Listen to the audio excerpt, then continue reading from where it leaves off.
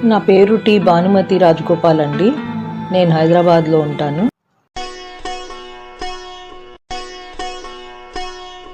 22 శృతుల వలన స్వరాలు ఏర్పడినవి. అవి సప్తస్వరాలు. షడ్జము, రిషభము, గాంధారము, మధ్యము, పంచమము, దైవతము, నిషాదమని సప్తస్వరాలు ఏర్పడినవి. ఈ సప్తస్వరాల సమూహాలనే గ్రామాలందురు. ఆ గ్రామాల వలన జాతులు ఏర్పడినాయి. జాతుల వలన రాగములు పుట్టుచున్నది. ఆరోహణ క్రమం అనగా స్వరములు క్రమంగా హెచ్చుచూ పోవుచున్నది ఆరోహణం, మరియు అట్లే తగ్గుచూ పోవునది అవరోహణమని చెప్పబడును. ఈ ఆరోహణ అవరోహణ వలన రాగాలు ఏర్పడుతున్నాయి. ఆ రాగాల వలన మనకు పాటలు అనేవి మనం పాడుకునే తగినట్టుగా మనకు సహాయపడుతున్నాయి. రాగాలు 3 భేదాలుగా విభజించబడ్డది. అవి షాడవ రాగాలు, ఔడవ రాగాలు, సంపూర్ణ రాగములు అని 3 విధాలుగా విభజించి చెప్పబడినవి.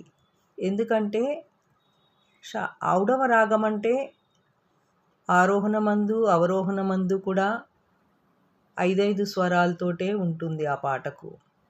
షాడవ రాగము 6 స్వరాలతో ఉంటుంది ఆరోహణమందు అవరోహణమందు. సంపూర్ణ రాగం అంటే సప్త స్వరాలు నిండుగా 7 స్వరాలు కూడా వాడబడుచుంటుంటుంది ఆ రాగం నందు. అట్లా ఒక్కొక్కసారి ఔడవ షాడవ రాగం కూడా ఉంటుంది, షాడవ ఔడవ రాగం ఉంటుంది. అట్లా మన ఏ స్వరాలను ఉపయోగించి ఆ రాగంతో మనం పాడుతున్నామో దాని పేరు అలాగ వస్తుంది. మేళకర్త రాగం అనగా సంపూర్ణ స్వరాలు మొత్తం కూడా వాడబడతాయి ఆ రాగమందు.